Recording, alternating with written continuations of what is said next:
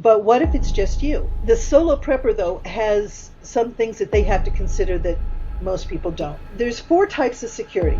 It has a shopping list. You need to get together a binder, you need to have dividers, page protectors, and on the inside is a signal mirror and a waterproof compartment that's large enough to either hold matches or medicine. I could take down a squirrel from the time I was about 7 or 8. Yeah, I actually give a class called What is Ham Radio? Because what we see is that a lot of people perish or are close to, expiring because of exposure to the elements and lack of preparedness, even in the backcountry. And I wanted to touch on that because your backcountry kit solves half those problems. Well, first and foremost, thank you so much for being here. We finally got you scheduled after you and I were both sick. I have both of your books here, which we'll talk about in a little bit. I'm going to include a separate video on each of these. The do-it-yourself grab-and-go binder, and then the Single Person's Guide to Preparedness. We also have your all-in-one emergency preparedness kit. This is actually a gift that I'm giving somebody because I thought it was so awesome that I had to give it to a friend of mine who's always talking about being prepared. So I'm going to be purchasing a few more of these. Because I think they're cute little gifts for a lot of my friends who are like, I want to be prepared, I don't know where to start. I'm like, well, I have a couple books for you.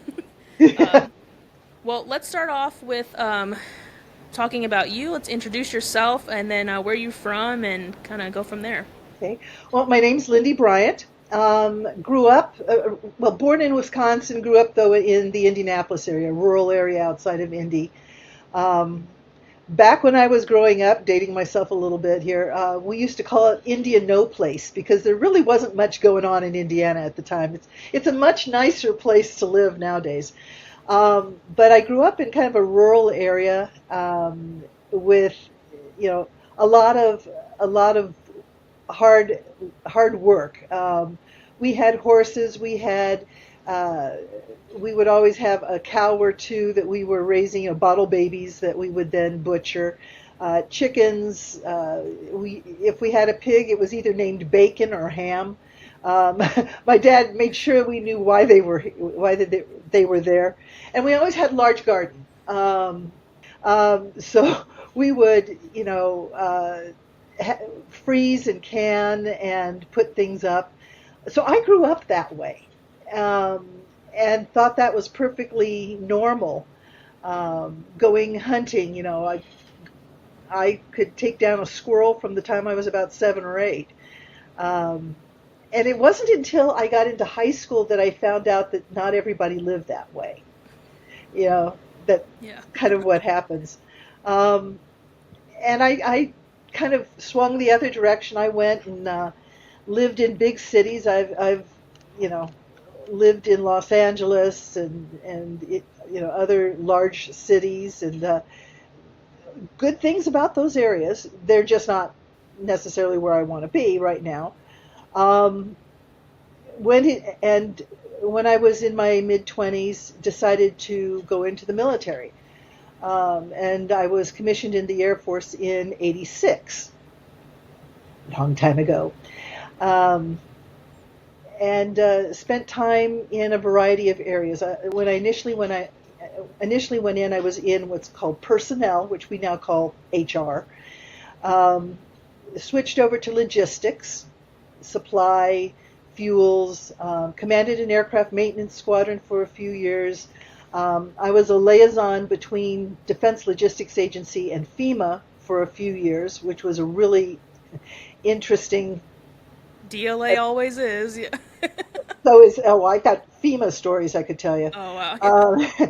And also then spent a few years as a liaison between the reserves and Civil Air Patrol, CAP, out in California, and spent a lot of time in several of those assignments dealing with emergency response, disaster response, things of that nature. And found that I really had, I valued those areas, and that I felt I really had something there that drew me to those areas. So when I got out, I actually we all have to make a living. um, so I actually went into HR and worked there for many years, um, until it was time to step away from HR that had gone somewhere away from what I had originally wanted to do. And when I retired, um, started my own business. And so I have a small business called Northwoods of Idaho. And its focus is on helping individuals, families, and small businesses be better prepared to handle emergencies and disasters. So kind of made my own corner of disaster response. Yeah, I mean, it sounds like you have a vast history and experience in this industry, in this field. So we need that. I wanted to talk a little bit. I wanted to go through each of your books. So the first thing I wanted to talk about was the Single Person's Guide to Preparedness. Yeah. Because I think this fills such a niche. I think that a lot of my friends, single, both male and female, they associate disaster preparedness with, having to protect a family. And if you don't have like other people to protect, then, they kind Right. of put preparedness on the back burner. And Right. yeah, your book is awesome. So if you want to talk about kind of how this came about, a little bit Sure. about that. Um, you know, I've had a lot of people ask, why a book about single people? And I said, well, for the same thing you just said here, a lot of preparedness is focused on families, groups, communities, neighbors, neighborhoods, what have you. But what if it's just you? Um, you know, a lot of people are on their own, whether it's by choice or not. They can be divorced. They could be a long haul trucker. They could be a student. They could be a widow. They could have a family, but the family lives on the other side of the country. Whatever. It's the solo prepper though has some things that they have to consider that most people don't. Um, you can't stay awake 24/7. You just Hmm. can't. So what do you do about security? Um, do you really need to be buying 100 pounds of rice at a time? Uh, you know, how big of, if it's just you, how big of a garden do you really need to plant? Yeah. And plus, let's face it, you can't be an expert at everything. You could be really good at gardening and food preparation, but are you a blacksmith? Do you know how to repair your plumbing? You can't be an expert at everything. So the idea is, how do you build community and still have a secure environment for yourself?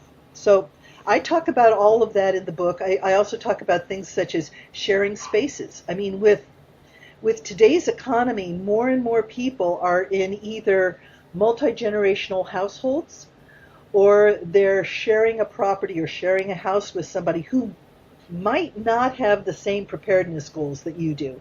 So how do you deal with that? A lot of people have gone to living in RVs. They may even travel full time. They could be a long haul trucker. Um, and nothing else. They could live in a location where the laws restrict what you can or cannot have. Let's put it that way. Right. Yeah. So Yeah. for all those reasons, um, I had been involved in preparedness and had gone from preparing for a household back when I had a household full of people, um, to being on my own. And now I have my elderly mother that lives with me, who is mobility challenged. So there's, again, all these things we talk about in the book about how do you prepare when it's just you, when you're as I put it, you may not have any assistance, but you also don't have any resistance. So you can set your priorities, you can set your goals, and go forward. Yeah, I love that. As a single person, I agree. You definitely can't be an expert in everything. Like, I'm learning to garden. This is my second season with a full on garden, and I have my little seedlings growing inside right now. And it definitely took some, coordination with my neighbors and seeing how they grew their stuff. And Yeah. No, I agree, and I love this because honestly, you touch on everything, not just getting into the right mindset, but from comms to security to first aid to water. Like I just put in a like a rain gutter system to Rain collect catchment. rainwater. Yeah, Hmm. and I didn't know that there was rebates that which you'd never guess California would do this, but California will give you a rebate if you do any sort of rain collection, where you can get like a discount on not only the gutter system but on the rain barrel itself. No, Yeah. there's a ton of really good things in here. I took a ton of notes. I don't want to make this a book review, but Yeah, well, the one of the things I do want to point out, because a lot of people have been asking me, I've been talking about this book in a variety of places, and usually they say, well, where do I start? right, And I said, you'll note that the very first chapter in the book is about attitude, right, attitude and mindset. Because as the saying goes, if you think you can't, you're right. yeah, It's your attitude, your approach. And you'll notice also in the book, I start every single chapter with at least one quote that is relevant. And the first chapter on attitude is Teddy Roosevelt. Um, and no, pardon me. The first chapter. Oh God, I'm trying to remember who the first chapter is. The But introduction is Richard Cushing. Plan ahead. It wasn't raining when Noah built the ark. it wasn't raining when Noah built the ark. People say, well, why should I plant? Why should I prep? Because Yeah. because you may go to the grocery store at some time and there isn't any more toilet paper. you know? Yeah. Yeah, we're seeing that with eggs right now. I live in North Idaho, okay, rural area. I'm sure you guys have Eggs are chickens. $7 a dozen at the local grocery, and I'm like, no. Yeah. Fortunately, I don't get my eggs at the grocery. I buy them from a friend who has chickens. Yeah. Um, and people have said, well, why don't you have chickens? I said, because I have a German Shepherd that thinks that chickens are lunch. Yeah. We refer to chickens around here as Molly morsels because Molly thinks that chickens are really yummy. So I can't have chickens right now. But yeah, what stop and think about what just happened in Western North Carolina and Eastern Tennessee. Think about what happened in Los Angeles. We're talking about areas where people lost everything. And you have to stop and think about, how can I prepare for this? How can I prepare for that? Well, there's certain things you can prepare for and certain things you can't. Can you prepare to offset the high price of food? Yes. That's gardening. That's having chickens. That's things of that nature. Can you prepare for a 1,000-year flood that comes down a mountain? Probably not. So but every single thing you can do to prepare is one less line you have to stand in for a handout. Yeah. I mean, it's so eerie because back in one of my very first episodes was an emergency preparedness kit because I live in a fire zone. So I went through my emergency preparedness kit for a fire zone, and then like a few weeks later the LA fires happened. And I live in the fire zone that it ended up because of the winds it shifted it west instead of east. So I was prepared for another fire season, another, potential evacuation. And now I look at that video and I'm like, gosh, and it was a fire specific video. And as a matter of fact, there was a guy who lived in the Palisades, Army veteran, into preparedness, a reasonable amount.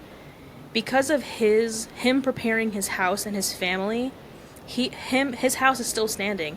He was actually able to stop the fire from progressing. Mm-hmm. So because he was prepared, it reduced the damage and potentially saved everybody's home and lives from the houses that were essentially downwind from him. Yeah. And I'm like, that mentality should be applied to preparedness in general. That you're not digging a bunker in your backyard. You can if you want to, but like, there are levels of preparedness that are easier to digest for someone who might just be getting into this. Yeah, I mean, like I said, I live in North Idaho. We joke that there's 3 seasons here: winter, mud, and fire. Uh, And it is simply a given. When you live in this area, nobody has brush within 50 feet of their home. That's just a given. Everywhere you go in this area, nobody has brush. When you drive down a country road and you've got woods on both sides, you'll also notice that all of the underbrush has been taken out. Right. That's one of the differences between here and California. We have very vigorous woodland management around here. When I lived in California for a number of years, and they were constantly saying, no, you can't thin out the underbrush and everything because it's a habitat for small animals. I'm going, yeah, but if it catches on fire, you're not going to have any habitat left. Right. So part of being prepared is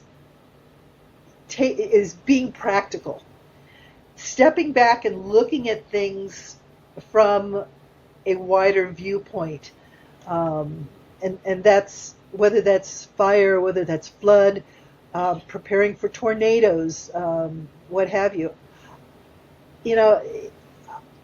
I look at my property from a variety of ways. It's my house, yes, but how can I make sure that it is as fire resistant as possible? I have a metal roof, things like that. That in the book we talk about being proactive, and you can't do it all in one fell swoop. I mean, as you know, money is not endless. Neither is, and there's only 24 hours in a day. Yeah. And if it's just you're going to have to set some priorities. Yep. No, agreed. I mean, for me, I had a list of stuff that I wanted to do to make sure that I was, prepared. And obviously, as a security professional, security was number one on my list as more of a bias than anything else. So I made sure that I installed my security system ahead of time. And I just put in solar with a backup battery system. And I chose to go with a backup battery that's portable because I also bought a very capable off-grid RV. I'm having a Mercedes Sprinter converted. Nice. Because I'm thinking, if it's just me and I have to evacuate because I am in the middle of a fire Hop in zone, and go. Yeah, I need a vehicle that's capable to get through whatever hazards might be out there. But also, I have a dog. I can't just check into any hotel. I can't just go to any, rendezvous point or shelter. So it's, and I'm not putting him in a shelter. So, it's what do I do? And for me, having the ability to do that, I was like, this is my course of action because that evacuation line gets closer and closer to my house every year. Last year, it was only a few blocks away. So, and now we're being affected by power cutoffs. So whenever winds get too high, they shut down the power in my area because of potential fire hazards if, a line were to go down. So I lived out, like I said, I lived out in California. I lived in basically Ventura County for 3 years. And in the 3 years we lived there, I was evacuated 3 times for fire. Yeah.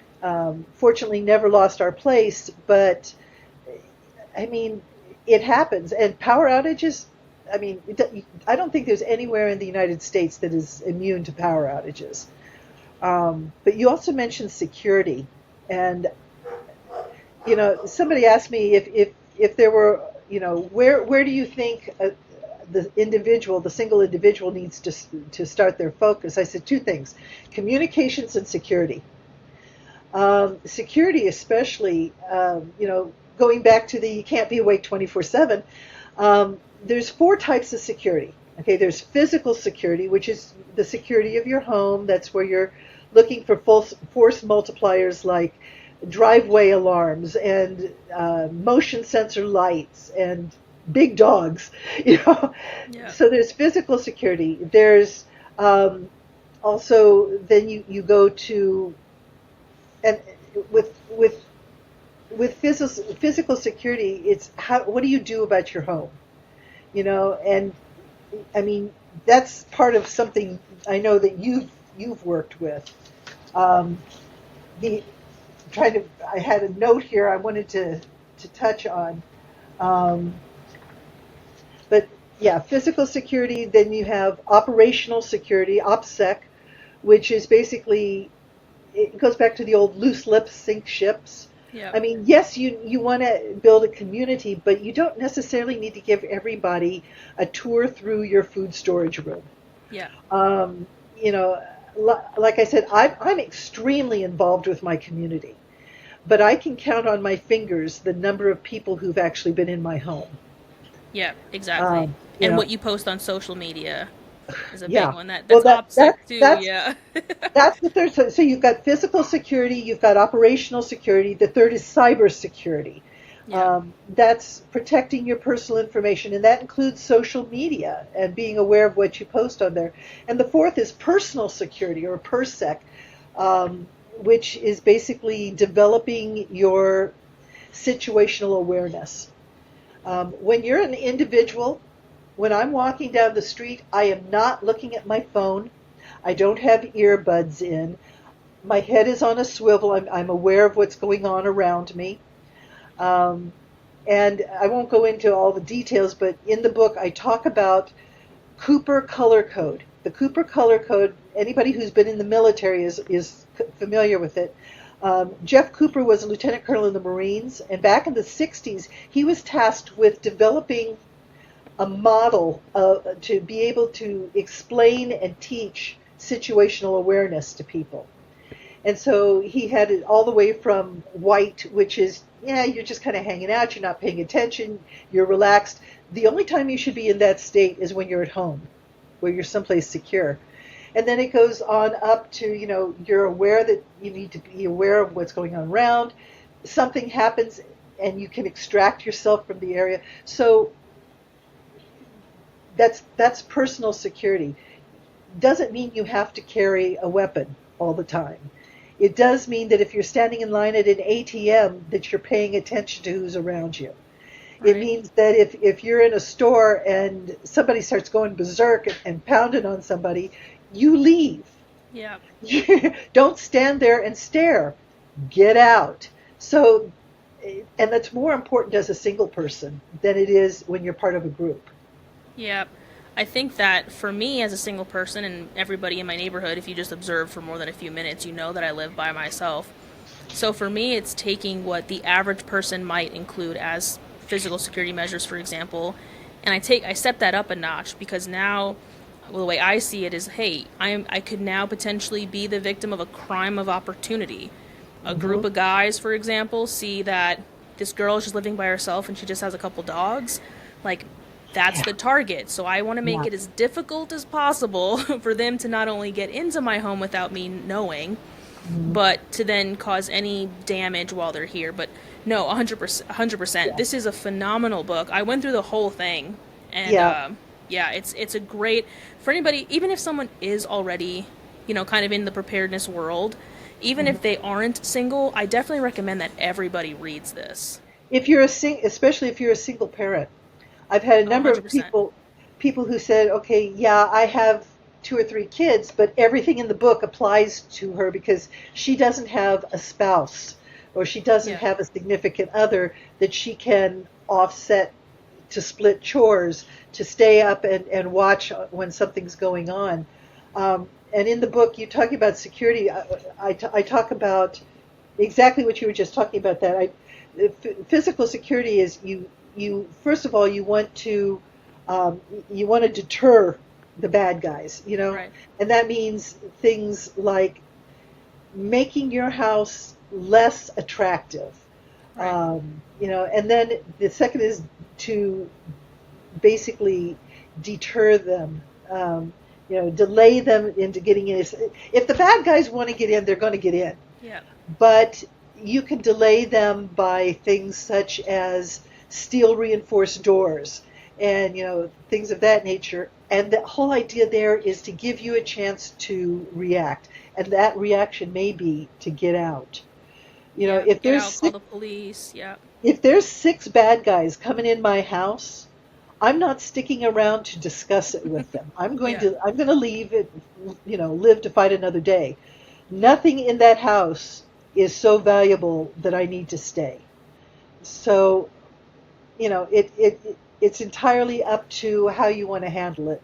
And some of that depends also on the laws of your area. I live in Idaho. Yeah. If a bad guy breaks into my house in the middle of the night, um,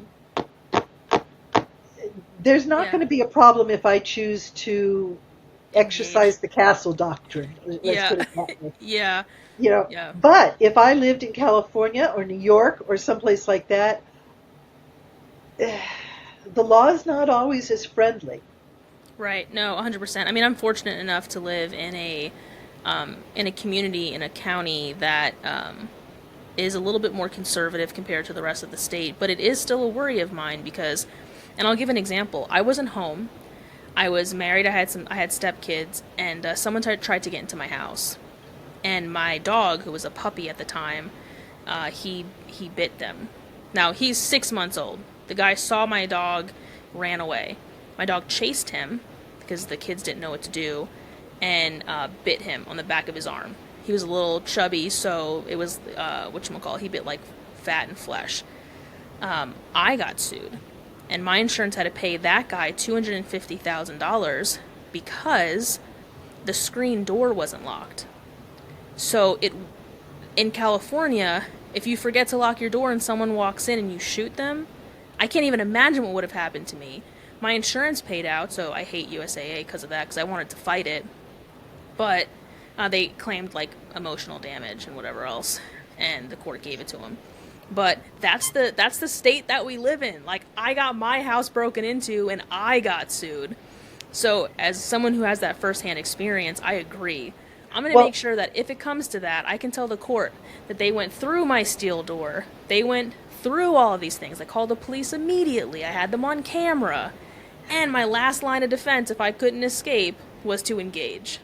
Well, and the other thing that I talk about in the book too, if you choose to have a firearm, I strongly recommend that you have insurance, specifically through either,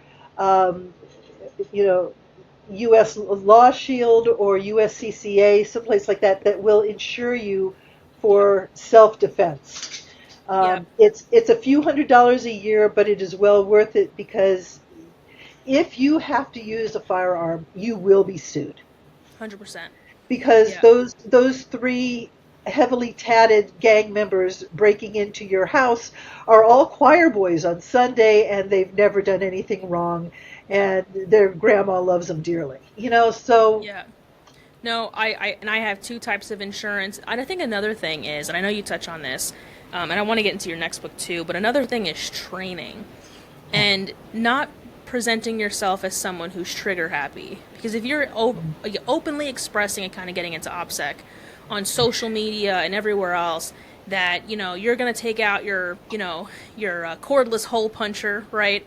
Yeah. And you're gonna engage no matter what. No one's breaking into my house. Well, that shows intent. So I mean, it may sound funny, but do not put a sign on your front gate that says, "Ignore the dog, beware of owner." No. Yeah, and I have so many signs on my house, and it says things like "No trespassing." That's fine. Do not enter property. So no, and you 100%. But I saw some signs, like some of my neighbors have it. And I just shake my head where it's like a firearm, like a picture of a gun, and it was like security system in place, and it's like, remove that. Like, don't. Well, I mean, the things like the signs that I see around, are like, we don't dial 911, we fire 223. I'm going, no. Yeah, I'm sure a lawyer would have a field day with that. Yeah, but yes, I mean, it is even putting up this house protected by ADT, the security. Yeah. That's actually fine because that's showing that they ignored yet one more warning. Yeah, yeah. So the lawyers have told me that type of thing is fine, but nothing that threatens physical violence. Don't put something up. Even though you're, as a single person, you want to do everything you can to deter somebody from coming in the first place. You need to be aware of the law.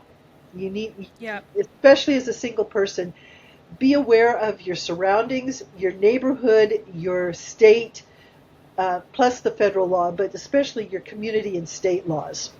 Yeah, no, 100%. I mean, I had a conversation with a friend of mine who is a defense attorney, and even some of the language on some of the signs are things that you have to look at. So I bought signs that I thought were the best ones possible, but I still went and like put tape over certain words that would imply any sort of threat of violence if they were to enter my property.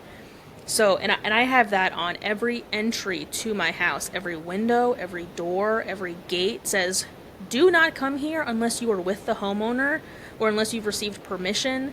Again, that deterrent, essentially. Like, there's proper signage posted.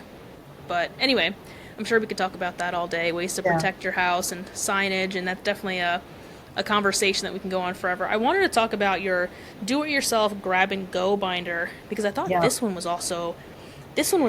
So this one has like some fill-in stuff. It's essentially everything you need. Everything you need right here. You don't need any other papers.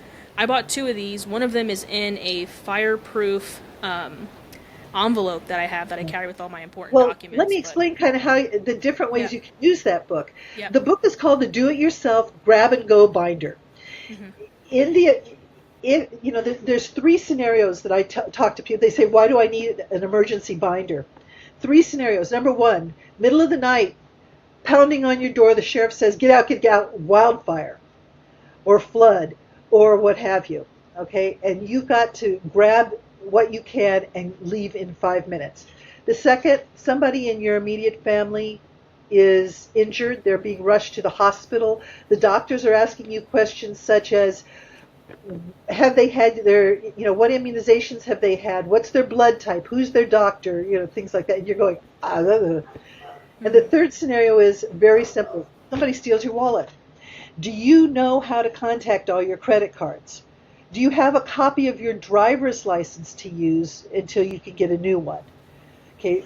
For those reasons, you need to have an emergency binder with all your critical documents and information in it. Yeah. So when I was in the military, we have this for military people. But when I got out, I realized we didn't have anything for the civilians.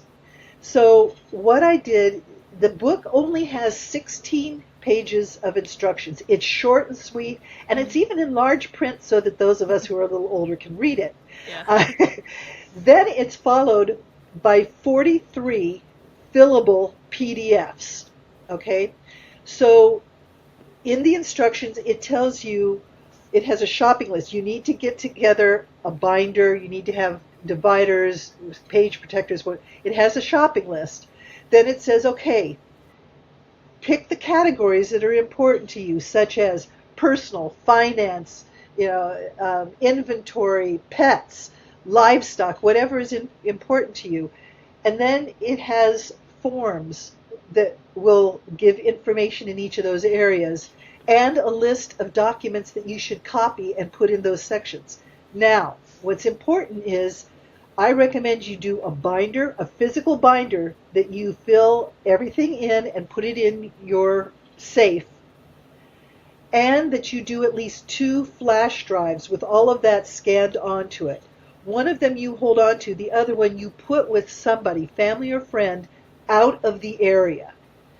Now, the reason for this is stop and think about what just happened on the coasts. Mm-hmm. People lose their house. Your safe could be gone. If somebody else has that flash drive, now you still have all of that information into that binder. And so what I do is, when somebody buys the book, on page 16, if you look on page 16 at the end of the instructions, there's an email address. And it says, send a request to this email address. And what you receive back is a zip file with all 43 of those forms as fillable PDFs. You can open it up, type all your information in there, print it off and put it in a binder, or save it to a flash drive. Yep. So because you'll have those forms, you can now update them every 6 months or however often. So when you get a new credit card, you get a new driver's license, you update it and put it in there. What it does is it lets you start from scratch, but you've got everything. Good example.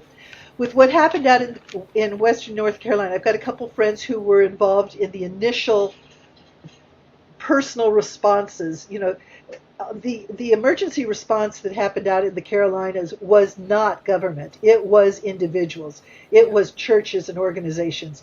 I have a couple friends who were involved in that. And a guy came up to them and he said, I lost my house, my car, my phone. Stop and think about how much information you have that's only in your phone. All the phone numbers of your family and friends. He says, I lost all of that. He says, when I finally got a hold of my insurance agent, the first thing they did was they said, okay, send us copies of pictures of everything that you lost. And he went, wait a second. Let me explain this to you again. Because he says, I lost my house, I lost my car, I lost my phone. They lost part of their property. The actual physical land is no longer there. Oh, wow. And yet the insurance companies, I mean, it's been how many months? That happened in what? October, November? A while ago, yeah. And people are still living in tents. Yeah. People are living in hotel rooms. People still don't have cars because the insurance company won't pay out because they can't prove what they had. So with the grab and go binder, there's a lot of things that I recommend you have. And one of them is, for instance, do videos. Take your phone and you're going to walk through the house and videotape everything, especially those things of high value. And then you're going to go out and you're going to walk around your cars, your ATV, your snowmobile, your camper, everything. And when you're doing that, you're going to make sure you get, in part of that video, a copy of the VIN number. Mm-hmm. And with a car, you're going to walk around the outside, you're going to get in, you're going to show the condition of it. You're going to do the same thing for anything of value, and that also includes things such as generators on the outside of your house. It includes your garage. It includes, you name it, riding lawnmower. Those things are expensive, and an insurance company is not going to want to pay out. Right. So this is protection for you, and you put it on that flash drive, all those videos. I also recommend that you have a color picture of everyone in your household and your family. A couple reasons. Number one, hate to admit it, but you may need a picture to give to search and rescue. Here's who we're looking for. The other is if any of them are children, you should update that picture at least once a year because kids change. You're looking for your 12-year-old niece, and the last thing you have is her birthday party when she turned 4. Yeah. So all of this is in the instructions. There's lists of all of that. And this is a great project for the winter, especially. Putting together an emergency binder is not something you're going to do in an afternoon. Yeah. I have some people who are totally untech savvy, and all they want is the book. They want to just fill out the form in the book. That's what I did. I got the PDFs, but I filled out the book. Yeah. Right. But you'll notice, for instance, in the personal section, there's one page that says personal information adult. There's one that says personal information child. Well, what if you got 2 adults and 4 kids in the family? You're going to need PDF. That's why you want the PDF, so you can fill them out and you can update it. Because the kids, for instance, it lists what school are they in, things like that. There's a section for pets, one for each pet. There's also one for livestock. If you've got, if you've got a bunch of chickens and you got, a horse or whatever, you want to have documents of that. You want pictures of them. In the back of the book is what I think possibly the most important section, and that is a set of checklists. Mm-hmm. There is an evacuation checklist in the back of that book that lists, if you only have 5 minutes, here's what you do. If you've got 15 minutes, if you've got 30 minutes or an hour, there's also a pet evacuation checklist, including information about what to do ahead of time. And there's also a part if you have to leave them behind. People go, I'm not leaving my pets behind. If you've got a 100-gallon fish tank, you're not taking it with you. Yeah. If you've got a terrarium full of poisonous spiders, there's no place that's going to take you in. If you've got, 50 chickens and a herd of cows, they're not going with you. Yeah, within So reason, yeah. what do you do? How do you prepare? What's the best way to protect them and leave them behind? So all of this stuff, I think, is it takes pre-planning, but evacuation is so critical. And sometimes, in the event of a hurricane, you've got days worth at least notice that you have to evacuate. So Yeah. there's time for you to go through all of those checklists. If you work ahead of time and you put together a go bag, an emergency grab it and go bag, in the 5 minutes there it says grab your bag, grab your grab and go binder. Hmm. With those things, you've got what you need to be able to start over if you absolutely have to. I think it's so important. And if go on YouTube and watch some of the videos of people who fled the fires in California, and they were interviewed the next day or so, and they were asked, "What did you grab when you left?" And you hear them say things like, "Well, I was in flip-flops, and I grabbed a couple pictures off the wall, and I grabbed the dog's leash, and that's really everything." Really? Yeah. You didn't grab, people say, "Well, I didn't even grab my wallet, I forgot." Yeah. You know, so Yeah. th- these are people who did not plan ahead. Right. And that's, it might seem a little daunting at first because you think about all of the things that you have to do to prepare. But if you at least start to familiarize yourself and go through each section at a time or one PDF at a time in like an off season, it, Yes, it really starts it's to break winter. that stuff down. Yeah, so for me, every season, so in California, we have like fire season, and then we have like a small little window in between where there's no fires, then we have flash flooding, and then we have fires again. So Yeah, every season, my emergency kit changes to tackle yes. that. And then there was actually some things that I had not considered that I realized I hadn't considered after I read your book because there were, for example, the flash drive. I had a old CD from when I got out that had my medical record on it, and Mhm. I was like, I should probably nobody my computer doesn't have a CD burner, so I had to like buy a CD burner and make sure I uploaded that to a flash drive, and then.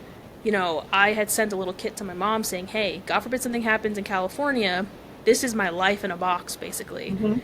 Mhm. But yeah, there's a lot of things to consider, and that's why I think for someone as me who's been in the preparedness space for a long time, it's nice to have resources from someone who's been in it maybe a little bit longer or is thinking outside of the box to help kind of guide you. Because again, there were a lot of things I didn't consider until I read this, and I was like, "Oh, that's a good idea." Well, So the binder idea I think is valuable because you can put not only the pages from the book, but you also put copies of your driver's license, your yeah, passport, and you can put the originals of some things like your social security card, your DD 214, things like right, that. You got to put them someplace. You might as well put them in there. And just as a heads up, I have the binder that I use.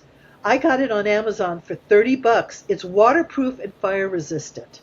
yeah. Oh, I, I didn't know that. I didn't know they had fireproof binders. yeah, and it's $30. I mean, I was thinking, oh, 80, $100 for something like that. No, you'd get one for $30, put everything in it, and then I put it in my safe. Between the fireproof safe and that binder, my house could burn down and it would probably still be in one piece. Yeah, no, that's really good. In my emergency kit video, I talked about like I pretty much have I don't call it a get me home bag, I call it a get me to safety bag, and I have one in my house. And in that like get me to safety bag, I had a fire retardant envelope that had all my important papers in it and things like that, not in any sort of like organized fashion. So the binder and going that route really helped me organize some stuff. And there's a lot of things that I didn't have that I have to get. So yeah, I definitely think between these two books, I think you're off to a really good start for anybody who I mean, whether you're preparing or not, I think this is a really good start. That kind of is a great segue into this. Now, I took it apart. It was actually really easy to take apart and put back together all the stuff that's on the inside.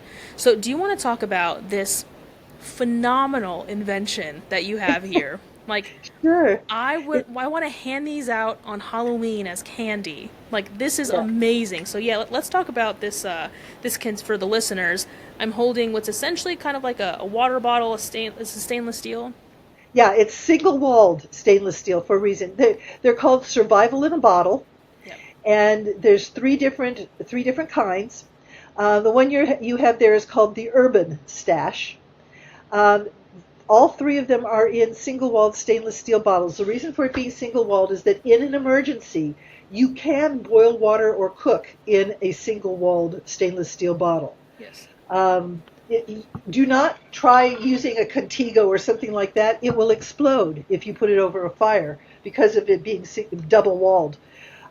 So there's three different types of survival in a bottle. The one that you have, well, they all have some of the same things. They've all got a flashlight, a lighter, a first aid kit, a sewing kit, a glow stick, a multi-tool, which is a really nice little multi-tool. It's Yes. pliers, knives, screwdrivers, all of that sort of thing, all together. Then there's three different types. The Urban Stash, like you have, has a power pack for recharging your phone. It has a snack bar that's gluten-free, nut-free.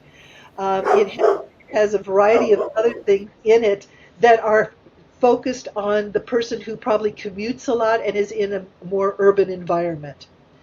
There's one that is called the Backcountry Cache. It, instead of the power pack and all of that type of thing, it has a water filter straw and a stainless steel spork, things of that nature. It's aimed more at the person who is backpacking or outdoors. The third one is called the Everyday Carry. And it doesn't have some of the more expensive items in it, but it has all the basics. And I mean, everything from, it has the first aid kit, the sewing kit, the flashlight, the glow stick, the lighter, tissues, all of that sort of stuff. Just to be able to have that. And on the outside is a carabiner with 6 feet of paracord. Yeah. So the idea with these is to be able to stick it in your glove compartment, put it in your backpack, put it in your locker at work, put it in your kids' locker at school, and you have it if you need it.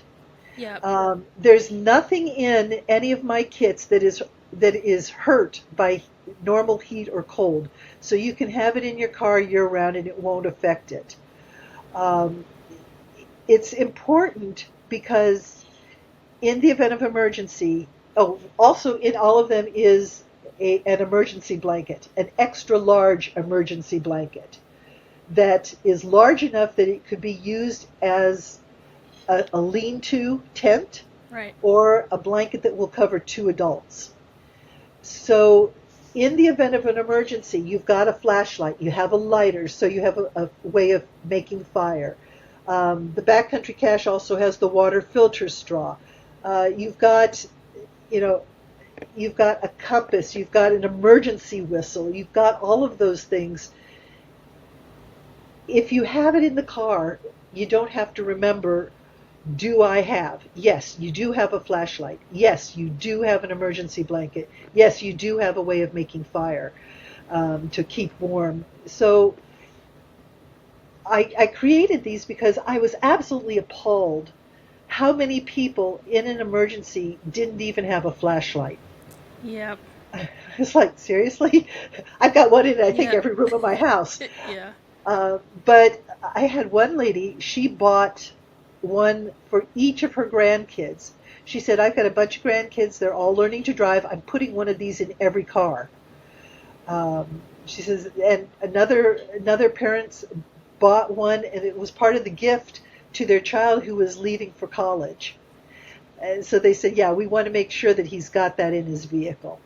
And I have another lady who bought one because she had her kid take it with him to college and put it in his dorm room. You know, Yeah. and it's amazing. All the, there's if you go to my website, which is northwoodsofidaho.com, you can see the 3 kits. You can see everything that's in them. It has a list of everything that's in there, and you can pick the one that fits your lifestyle the best. You know, the way they came about was I live in a rural community. I need to carry a water filter straw if I'm out hiking. My daughter, my son-in-law is active duty Navy. They are stationed on the East Coast just outside of DC. My daughter and I were talking about what do we carry in our cars at all times. What she needs to carry is very different than what I carry. She has been stuck on the 95 around DC so many times. Oh, yeah. It's not funny. And she talked about things such as needing to charge her phone and, things like, she drops something, she can't find it, she needs a flashlight. So that is what was the birth child behind the kits. Yeah, so I'm going to be doing a review on each of the kits. I'm going to start with this one, and then I'm going to be grabbing the other 2 to do that as well, because I really do think that they're phenomenal. I've always wanted an all-in-one kit, and I go into the backcountry, so exactly like you're saying, it would be nice to have something like this where I can just throw it in the water bottle holder of my backpack and just go, Yeah. like a set it and forget it. And for me, what I do is any kit that I have, whether it comes pre-made or not, I go through it every season, make sure everything is still good. Does everything still work? Do I still remember how to use these things? And then I will say one thing. A couple of people have asked, when you get the flashlight out the first time, you need to open it up and take the little cardboard piece out. People go, it doesn't work. No, it's because I'm leaving it in there so I don't use up your batteries. Yeah, and I left that piece in there because I don't need it right now, but if you want to take it out, you can, and then, making sure the power bank is charged. You need to recharge the power bank about every 3 months. I'm finding that it holds a charge for about 3 months. Oh, that's good to know, because mine was fine. But that's also why I include the instruction manual with it. Yeah. So if you pull it out, it's got the instructions with it there. Mm-hmm. Yeah, Same thing with people. If you buy the one that has the water filter straw, the instruction manual comes with it, so it shows you how to back blow it to clean it out in the event that it gets clogged up. Yeah, no, absolutely. I mean, I think that something like this for someone who just wants some sort of peace of mind that they're going to have everything that they need. And it's, it's not the only thing you need to carry, but it's a majority of the things that you should be carrying.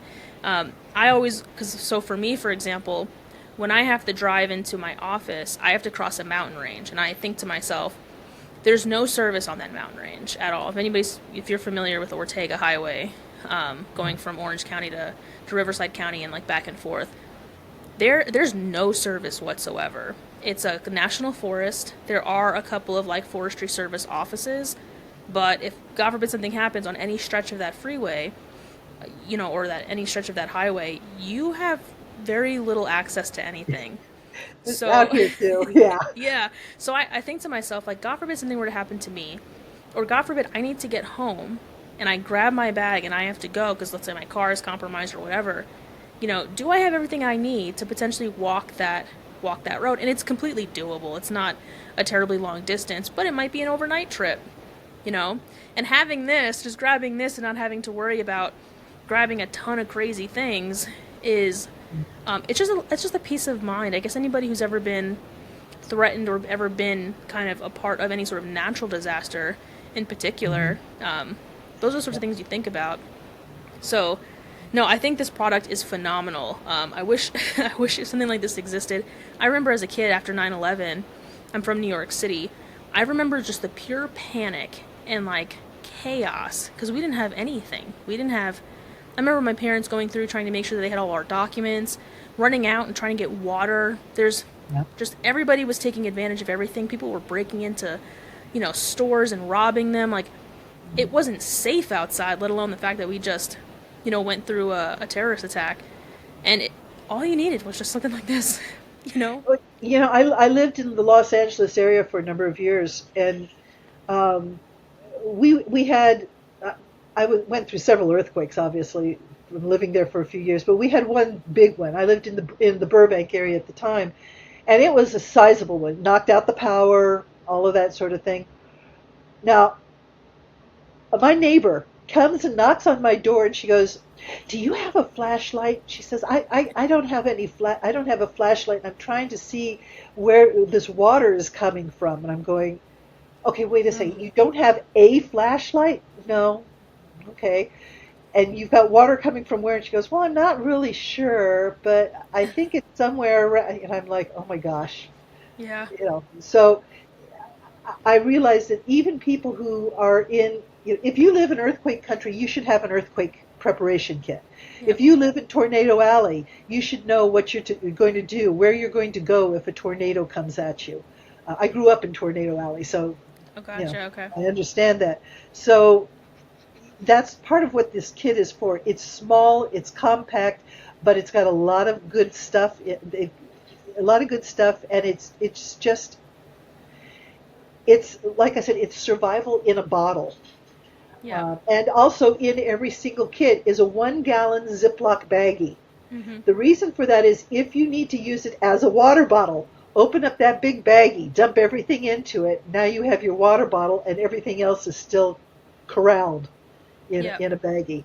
And that baggie can also be used for gathering water. Yeah, no, I think this is great. And like I said, I'm going to do kind of like an unboxing video that is going to go through everything that's in it. I'll do a brief little like how to use stuff. I think this one is great. Yeah, I did get the urban one. I'm going to be gifting this to a really good friend of mine. Her and I have conversations all of the time about preparedness. She is a cybersecurity professional, so she's got that front covered. But she was a little bit more concerned because this was the first time in a very long time that fires had actually, like, she had been threatened evacuation because she lives like a couple miles from the beach, so they're not thinking about that. And she realized how unprepared she would have been if they would have told her to evacuate, because she has 3 dogs and she has a son and his girlfriend and other people she has to care for, and they had nothing really prepared. So in the event they would have to leave, it would have been a lot of scrambling to get stuff. So I told her about this. It wasn't like a surprise gift. She knows I'm giving it to her. I told her that I was going to grab one for her because I think it would give her a little bit of a peace of mind. I mean, I might have to show her how to use the compass, but she's not prior service. But yeah, I think it's a phenomenal kit. So I guess my next question is, I wanted to talk a little bit about the other 2 kits that you have, because you've already mentioned them, but I want to talk about the backcountry kit and your thought process for some of the differentiation, because I don't think people realize that not everything's cookie cutter, right? So I just wanted to dive into that a little bit more and discuss why it's not cookie cutter other than the differences in, let's say, threats. Well, like I said, I live in North Idaho. Around here, everything is judged by what hunting season it is. Is it deer season? Is it pheasant season? Is it turkey season? What have you? A lot of people around here go hunting. I am surrounded by mountains on all 4 sides. We have mountains to the north, east, west, and south. Okay. It is very common for folks to hop on an ATV or on a horse or hike and go into the mountains. And things happen. I have one guy bought 2 of the backcountry cache kits. He put 1 in each of his ATVs. Yeah. He says that way he knows if he's out and he gets stuck, he has a water filter straw, so he can drink from any stream, any puddle, wherever. He can drink and get fresh, clear water.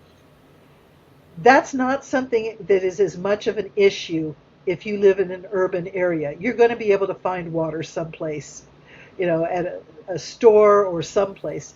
If you're in the middle of the Los Angeles National Forest, however, it might be an issue. Another thing that's in there is a stainless steel spork. It's fabulous. People pick it up and they go, "Oh, I want it just for this." It's stainless steel. It's got a fork, a spoon, a serrated edge, so you have the knife. It's got a lid lifter, a bottle opener, and a twister. It's all in one, and it's metal, and you can stand on that Oh, sucker. It's nice. not going to Yeah. hurt it.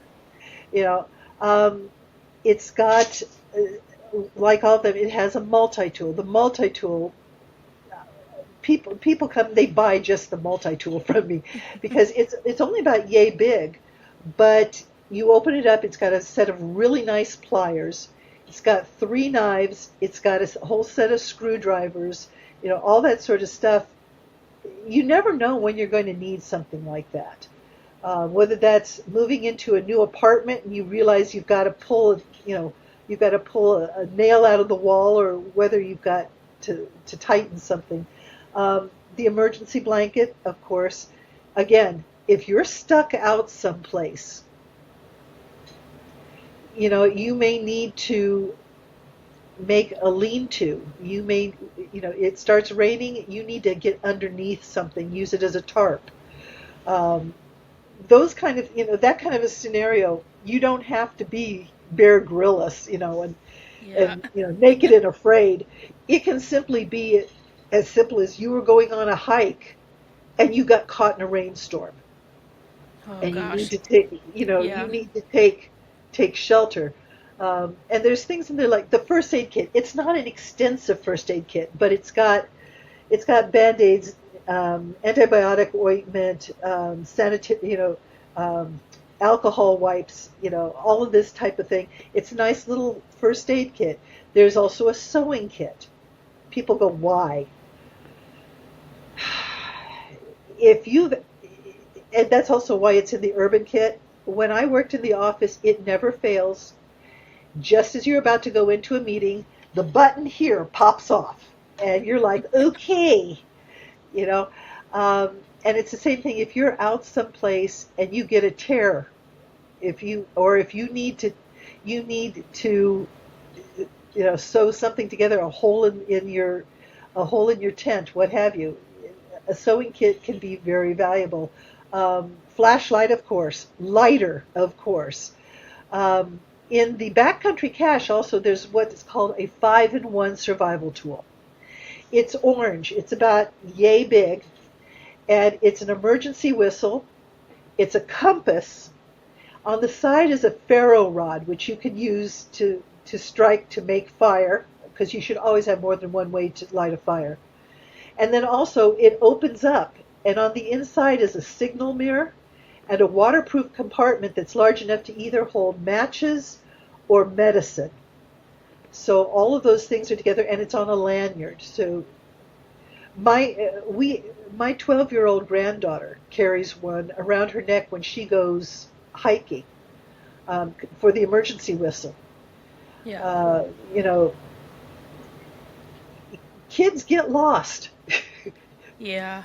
No, They simply do. And around here, we even have a Nexus thing that we get emergency alerts probably at least once every few days.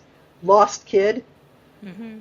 They've wandered into a woods someplace, and they say, if you live anywhere near such and such, look in your woods and see if you see this kid wandering around. There's also a glow stick. I love glow sticks. I'm a diehard glow stick fan. Yeah. You can use it for so many purposes. You can use it for, break it. You can read by it, if you're checking your map. But you can also hang it in a tree so somebody can see where you're at and come find you. Tissues, obviously, because everybody needs Kleenex. Trying to think. What am I forgetting? Yeah, it had a lot of really good stuff in there. I remember Oh, looking. I went back and forth. I'm like, I don't know which one I should get. yeah. One of the things, every single kit that I sell, on top, you're going to find a single piece of hard candy. Yep. Mm-hmm. There's 2 reasons for that. One is it is a peppermint, which means it's good for aiding digestion. If you are stuck someplace, you may be eating something that isn't your normal food, Yep. and you may need some help with digestion. The other is it's a nod to some friends of mine who are diabetic. If you ever run into somebody who's diabetic and they're having a diabetic episode, taking that peppermint and putting it under their tongue will help them regulate their glucose level. So it can literally save a life. And worst comes to worst, it's a great snack. Yeah, no, Yeah. I think this contains everything. I just recently went and got certified as a medic because one of the things that I realized that I was missing was a capable first aid kit. I'm a big proponent of having the first aid kit that you are capable of maintaining. So Yeah. if you're not a trained medic, you don't need a suture kit, right? I have friends who have these like crazy robust medical kits. I'm like, have you ever sutured anything in your life? Like, why would you have a suture kit? Well, I do actually have one in my closet, Yep. and the reason for that is if I needed it, hopefully I could hand it to somebody who does Yeah. know how to use it. Yeah, and that's a big piece of the community part, because Yeah, maybe you're like, hey, I know that they're a medic. I'm going to have a suture kit just in case I have to give this to somebody else. I have never, and hopefully never will need to insert a nasopharyngeal airway. Yeah. But I took a class this last weekend, and that's part of what we learned was how to insert a nasal and how to insert the oral, Yeah. airways. Because, God forbid I actually need to do it, and would I know how? Yeah. Now I do. Now I Yeah. do. And that's really important. That's why I say, like, if you're going to have a first aid kit, what's your plan? Because if your plan is to suture somebody, that's a terrible plan. If your plan is to give it to somebody, that's a good plan. I just have friends who I'm like, you know what, maybe go out and get a better training. So for me, Yeah, I went through medic school, and well, it was an EMT class, and then I have paramedic school at the end of the year. But it was mostly because I realized that in my community, in my network, I don't have anybody who has anything outside of basic first aid. I have a neighbor who has some TCCC or tactical casualty combat care training, and that helps. But I felt like it was something that I needed to do as well. But that being said, from my experience being on the mountain search and rescue team, kind of seeing some of the things, some of the potential issues, I guess you could say, that we see subjects have, and again, I haven't been on the team a terribly long time, I'm still in training, but from what I've learned so far, is that something as simple as this, because what we see is that a lot of people perish or are close to, expiring because of exposure to the elements and yeah, lack of preparedness, even in the backcountry. And I wanted to touch on that because your backcountry kit solves half of those problems. So if it does start raining, you have what you need to create a temporary shelter to get you out of the elements. You have something to help you get that filtered water. And that's pretty yeah. much all you And need until you can call rescue. between the emergency blanket, the 6 feet of paracord, the lighter, and a few of those things, you've got what you need for shelter, water, and fire. Yep. And right there, you can now survive to be rescued the next day. Yep. You know, And then, and, and then that gets into the communication piece, which is, do you have the ability to contact, emergency rescue? I know iPhones now have a satellite feature where you can call for help even if you don't have cellular service. I think that will eventually become a paid thing. But for someone like me who's an avid backpacker, I also am a big bushcrafter. I have a Garmin InReach, and that's also something to consider if you're going into the backcountry. But urban comms is something else I wanted to touch on, because you are a ham certified operator. Yeah, there's your that radio. mess back in my corner is my ham radio setup. I Yes. actually just bought, I'm going for my test here soon. I just bought my my Oh, general good. license. But for example, for me, until I get certified, I have an ATAC system set up where I think they're calling it CivTAC now. I have a CivTAC system. Sorry, my dog had something to say about that, I guess. But generally, so for people who are establishing a communication plan, what is your best advice to them for someone who might not get Well, into comms the way we are? yeah, I actually give a class called "What is Ham Radio?" Because, first of all, most people go, "Oh, does that still exist?" Yeah, actually does. But you don't have to become a ham. Around here in my area, we do lose power from time to time. So what we have been talking to people about is what's called GMRS radio. It stands for General Mobile Radio Service. These are the radios you can buy at Best Buy or on Amazon, and they they will reach 2 to 5 miles. You know, they're great for setting up neighborhood communications. They're great for, going from one side of the city to the other. And around here, we have whole neighborhoods now where everybody has gotten a GMRS radio, and you get your license. It's an FCC license. You go on the FCC website, no test. You pay $35. You fill out the form. You get a call sign. It's good for 10 years for everybody in your family. So you, your kids, your grandparents, everybody can use the same one. It doesn't cost very much. It's good for 10 years. And you can use those little handheld radios. And around here, for instance, we have groups we have what's called a net. A net is a pre-planned get-together on a radio.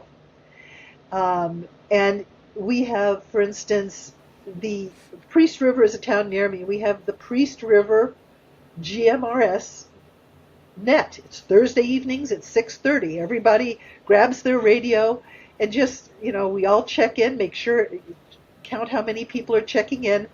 And then it's things like, okay, does anybody have any news? Yeah, my dog is missing. It can be something as simple as that. But it's also been very handy when people keep that radio in their charger and they keep it on all the time. And about 3 months ago, everybody's radio went off one afternoon and they said, there's a fire that has started behind so-and-so's house. We're evacuating him now. The fire department's been called, but it's going to be 15 to 30 minutes before they can show up. We're in a rural area. Yeah. It can be 30 minutes before help shows up. We had one guy who had a fire suppression system on his pickup truck. He said, I'm on my way.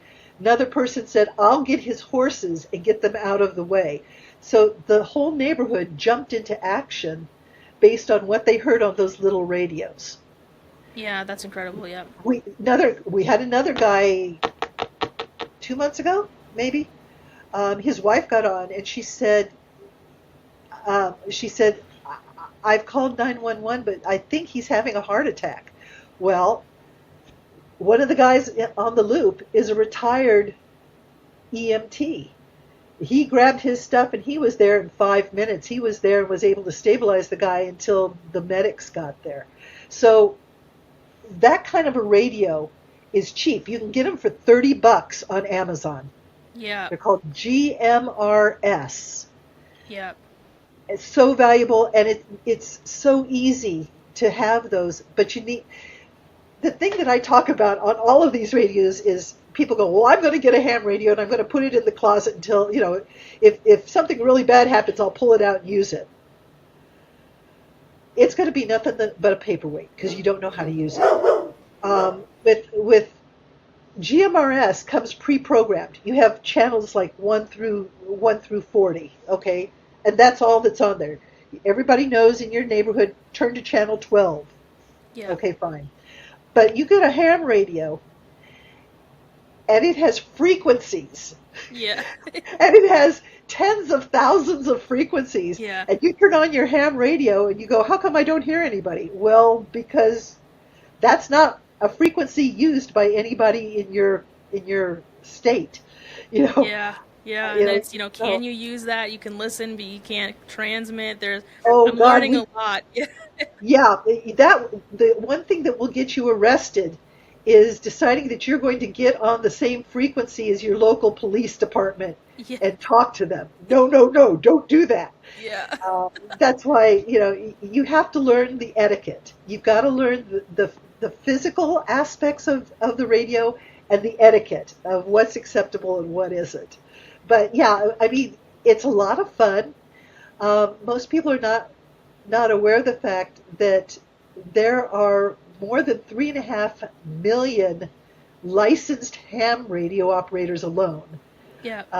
You know, that doesn't count all the GMRS folks that don't have a ham license. They just use Yeah. use it for local purposes. So, yeah, it's a lot. It can be a lot of fun. It's a great hobby. But the important thing is in an emergency, we have a small town near me called Blanchard, Idaho. About 5 years ago now, they had a wildfire that approached the town, and they were evacuating everybody they could as fast as they could. But there's a lot of people there that have horses, that have cattle, things of that nature, and they were like, how do I get all my horses out, you know? And everybody was grabbing their radio and piling on top of each other. Nobody could hear anybody because they didn't know what etiquette was. They just grabbed that thing out of the closet and turned it on. It was such a nightmare, and Yeah. we lost homes, we lost people. And afterwards, the town came together and said, we need to know how to do this right. Yeah. So they now have what's known as the Blanchard Radio Group, and they practice. They've got over 150 families that now regularly touch base with each other. The other part of that is that the county realized the crisis that could happen. So our county emergency management office it's the bomb. I mean, these guys have it together now. Other counties are coming in and finding out how we do it. Our county emergency management leader said, okay, if you have a large stock trailer, horse trailer, whatever, and you're willing to help with evacuations, we want your contact information. We will contact you and let you know where to go and what to do. So they coordinate it now. Right. So when we have a major fire, all of the people willing to volunteer go to a certain place. I'm part of a group that we go over and we open up a local rodeo ground, and large animals can be brought there, and we can corral them. We keep track of them. Yeah. We track, everything. We have the veterinarian on staff, the whole bit. We're organized now. We have a group that's called 7B Cares. Now, 7B is the prefix on our license plates, so it means our county. Mm. We have a group of, I think it's 11 churches that in the event of an emergency, they will open up as shelters. They provide food, shelter. Some of them will also accept animals, like dogs, cats, things like that. So we're organized. Yeah. Emergency happens. He makes a couple phone calls. Everything starts happening.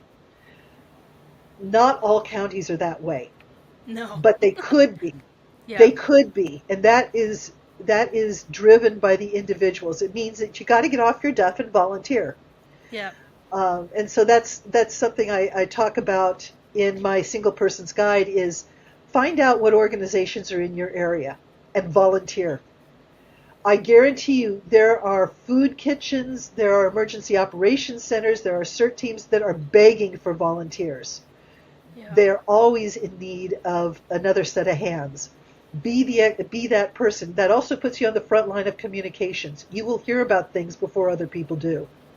Yeah, I'm an instructor for our CERT class out here. We've done a lot of youth CERT, which was awesome. I go in and I talk about I'm a terrorism liaison officer, so I talk about identifying threats and noticing, what to do in the event, this happens, especially for youth. It's like, we want you on a certain side of the line kind of thing. But I've definitely seen less adults volunteer, so it would be nice, especially since, it's California. We have all sorts of weather out here. But, thank you. Around here, we're the other end of it. We have a lot of senior citizens that volunteer. Oh, yeah. I see that with the sheriff's department. The sheriff's department has a lot of, retirees. They just want something to do and they want to give back to the community, so they volunteer with the sheriffs who host the CERT. A couple of the other instructors are, retired military. Some of them retired law enforcement. On the search and rescue team, we have, retired emergency room doctors. One Yeah. thing I should mention too, on my website, I have a tab that says blog. And I would encourage you to take a look at some of the articles I have there. There's ones there about evacuations, about how to prepare for evacuations. There's one there also that's called How to Talk to Your Kids About Preparedness Without Freaking Them Out. Yeah. Oh, that's a big one. Yeah. And there's suggestions there of books and other things to get your kids involved without terrorizing them. Yeah. Making Yeah, them but paranoid. yeah, but there's also ones there about, how to evacuate with your pets. Hmm. So I would encourage you to take a look at the blog page. Yeah. There's, a number of things there that people may find useful. There's some links in there to articles and all for people to dig a little deeper. Yeah, I will leave a link to that in the video description, along with a link to everything that we talked about, both of your books. I'll leave a link to all three of the Survival in a Bottle. I have the EDC, so I'll leave a link to that as well.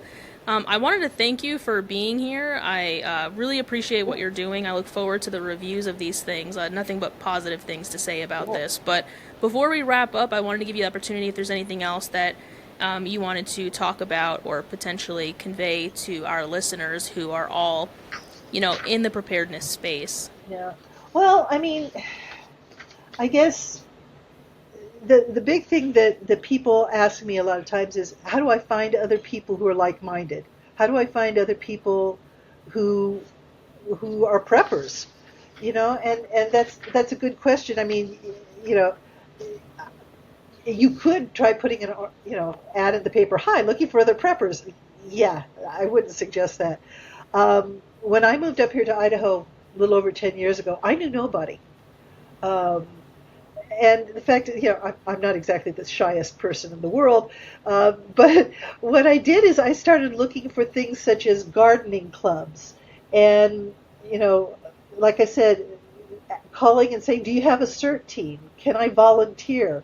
Um, Talk to your neighbors, get to know your neighbors. I met my neighbors because their cows got loose and came down my driveway. It's not a bad way to meet them. Yeah. Um, but I went to county extension, go to the county extension office and find out they've got canning classes, and they've got, went to one on how to butcher a pig. I don't have pigs, never butchered them, probably won't, but I knew that there would be people there that would be like-minded, that they're looking at things such as farm to table, um, people who are looking at food preparation and food storage. Um, I actually saw an ad in one of the local papers that said, we're having a group that's getting together to talk about beekeeping and gardening. I went, bingo, there's my people. You Yeah. know, so that I would say, look for people that may not live next door to you, but are like-minded. Start there, and then Yeah. build your community from there. Agreed. No, the 100%. I'm actually working on putting together a group out in my community as well because I think there's more of us. I just think that we're all hidden away. So, but I'm starting it from like who wants to learn about how to put security cameras on your house, and teaching that class. I'm hoping will bring like-minded individuals. But yeah, Neighborhood watches. yeah. A Oh lot yeah, of it's a big one. lot of sheriff's departments support neighborhood watches, and they'll even come out if you get a group of people together. They'll come out and talk to you about lowering crime rates, which improves your insurance rates. Yeah, Things like that. yeah. No, agreed. Thank you so much for being here. I Sure. know you and our first call, we were on the phone for like an hour just talking about this stuff.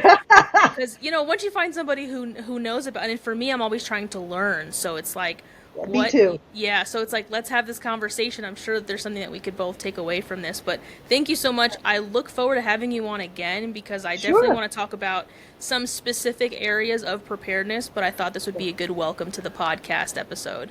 One thing I'd love to talk to you about in the future, a class that I'm starting to give, is preparedness for seniors.